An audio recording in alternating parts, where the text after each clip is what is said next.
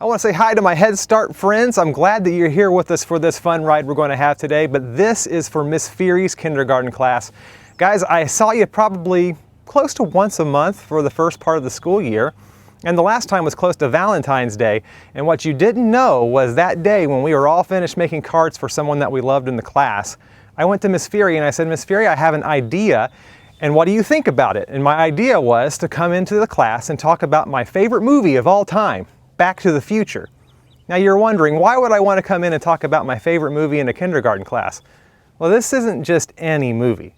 Back to the Future is a way of life. You're going to find out today. But what is Back to the Future? Well, simply it's a movie about a 17-year-old high school student named Marty who accidentally goes back in time and meets his mom and dad while they were in high school. But the best part is how they get back in time. They get back in time using the coolest time machine ever put to a screen, the DeLorean time machine. Now, I'm kind of in a strange spot here. I want to tell you about this time machine, but I also wanted to show you this time machine. So when I talked to Miss Feighery, I said, Miss Feighery, can I bring a time machine to school? And Miss Feighery said, I think that'd be pretty cool, Andrew. And so I talked to one of my friends and he agreed to bring his DeLorean to school to show you. But then all of this virus stuff happened and it kind of put the brakes on it. So we went back to the drawing board and tried to figure out how are we going to make this work. We still want these kindergarten students to see this time machine. So guess what? I'm sitting here at your school right now and I'm going to show you that time machine.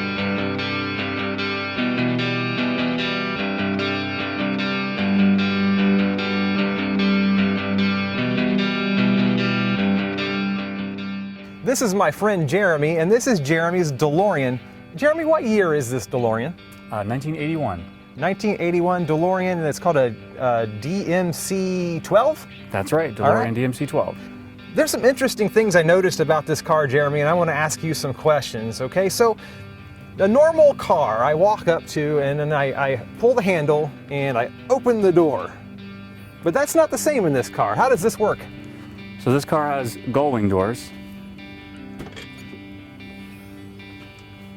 So you just pull the handle like a normal car, but they open up. Holy moly. So it literally looks like a seagull flapping its wings when the doors are open, right? Right. That's pretty cool. Okay, so it has gull wing doors. They open up and not out. I noticed that this material that the car is made out of is really thick, but it doesn't have any paint on it. What is that? That's correct. It's not painted. It's brushed stainless steel. Stainless steel. So what makes stainless steel a good material to make a car out of? It's non-corrosive and it doesn't rust. So this car would never rust on the outside? That's correct. This is the same finish that it came in almost 40 years ago. Wow. It does look brand new. It's shiny and silver. Is there anything hard about keeping up with this? Do you have to wash it a certain way, or is it just like a regular car like that? Mostly a normal car, just soap and water. If you get stains or marks, you can use some special soap, but otherwise, just normal car wash. Okay, so I'm going to go up here because I know that Miss Feighery's kindergarten class is going to want to know about the motor inside here. So do you care to open that up and let us see the car's motor? Sure. Jeremy, I'm kind of confused here. It seems instead of a motor, you have lawn chairs. How does this car run on lawn chairs? Well, that's because the motor is not in the front of the car like a traditional car. The motor is in the back. All right, you fooled me. I thought we were going to look at the motor in the front of the car. You said, nope, it's in the back. It doesn't run on lawn chairs. So here we are at the back of the car. Let's see the motor.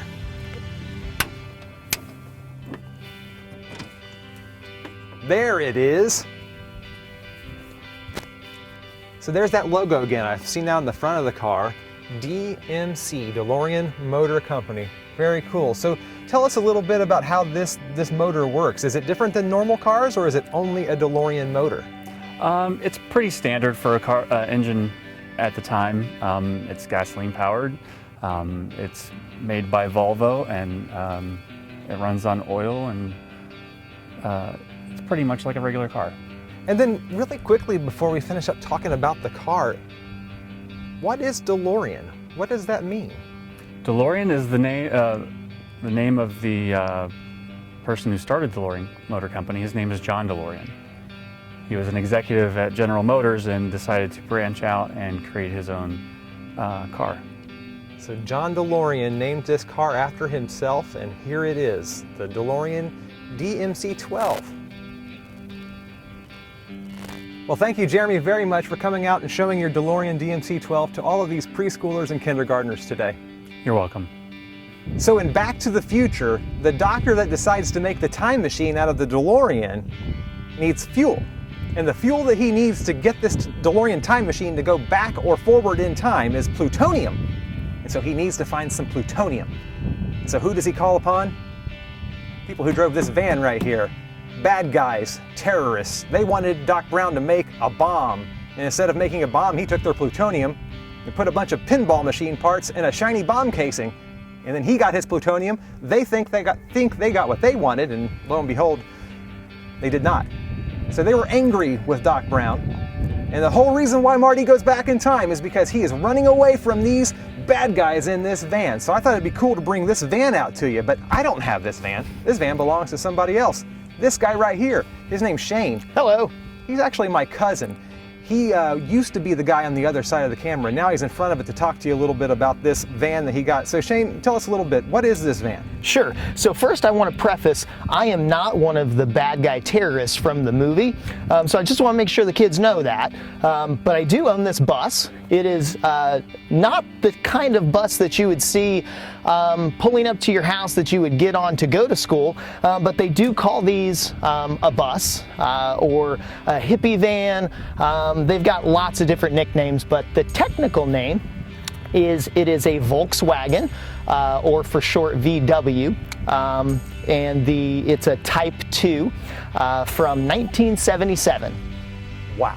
So we're going back even further than the DeLorean here. So this is like a trip through time as it is too. Now we talked a little bit about what the motor in the DeLorean is. Is the motor in the front of this bus? The motor, just like the DeLorean, is in the back as well. In fact, if you look at the bus, it's completely flat in the front. So there's literally really nothing up here in the front. Everything's in the back. Wow. So do you just access it through a hatch somewhere? Is there like a secret door that leads you to Motorville? It's actually interesting. There's 2 access points to the engine in this bus because it's actually kind of difficult to get to certain parts of the engine.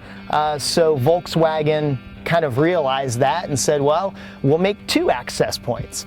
That's pretty cool. Now I heard that this bus had different types, and actually there's a type of this bus that had a camper inside. Is that true? Yes. So Volkswagen, when they started producing these, saw many different uses for these buses. And so instead of people having to convert them themselves, Volkswagen would make different versions of them. So Volkswagen would make a version like this one, which was called a transporter, which, like the name suggests, is made for more of transporting people or transporting items like a truck would. But other versions were more for camping and luxury like that. And so they would have lots of different things in them, like little stoves, little fridges, even a sink that you could hook water up to. The tops of them would pop up so that a bed could come down.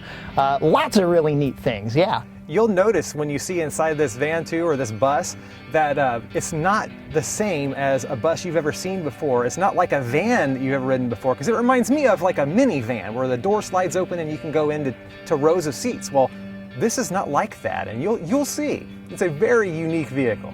Well, you ready to take a look? Let's do it. All right.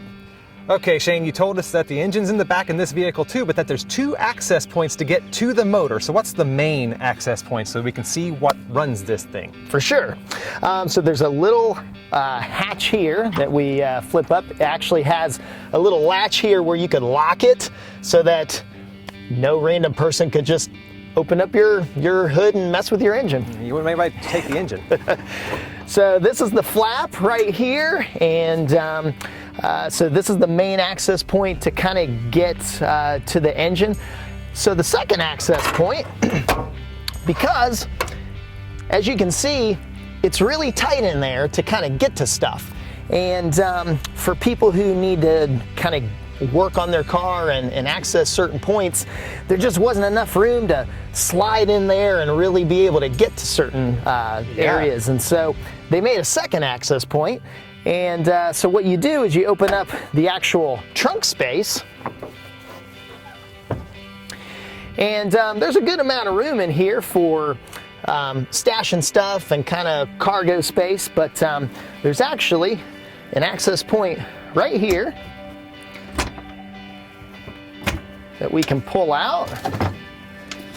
And then you basically have a bird's eye view right over the engine, so you can access certain things, actually like the carburetors and a lot of the hoses and things like that to be able to access where you just couldn't get to it through there. Yeah. You kind of have to be a surgeon to work on one of these, don't you? You kind of do, yeah. Small little spaces, and then you find what you need and hopefully you fix it, right? Absolutely. I can show you a little bit of the inside too if you'd like. Absolutely, that'd be wonderful. All right. So Shane, I noticed that this is very different than a modern vehicle like we talked about earlier. So it's just, there's a lot of open space and there's a lot of, I imagine there's a lot of things you could do in a vehicle like this, but what do you use this vehicle for? I put my own little spin on it. They come, these transporter versions come with a bench seat in the back, which will seat about 3 people, and then a smaller bench seat that seats about 2 people. And I do have that bench seat, but I decided I'm going to take that bench seat out so that it leaves a little bit more space in here to just kind of be a little cool little club hangout kind of thing. So I put lots of colorful rugs and some stringy lights in and some really cool, fun, old vintagey stuff like Rubik's Cubes and Polaroid pictures and stuff. We even sometimes put a TV in here and a little old video game system called Atari from the 70s as well. So we really just kind of try to make it feel really fun and vintagey. Myself and my kids, I got 7 kids, and so we all just like to climb in this and just go for a ride and hang out and have fun in it. I also run my own business, and so I kind of advertise the business on the bus as well. That's great. No better way to make a name for yourself and your business than with a unique ride.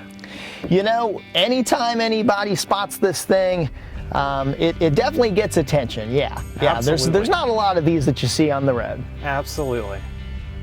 Well, I want to thank Jeremy and I want to thank Shane for coming out today and showing us their vehicles. And I want to say, guys, I really wanted to show these vehicles to you in person, but things changed. And you know what? We decided we would roll with the punches, and what you ended up with was what I hope is something really fun for you to see at home and to share with your family. So make sure you get out there and enjoy the sunshine while there's sunshine, and enjoy your families and continue living your very best life that you can given these circumstances. And I hope to see everybody again very, very soon.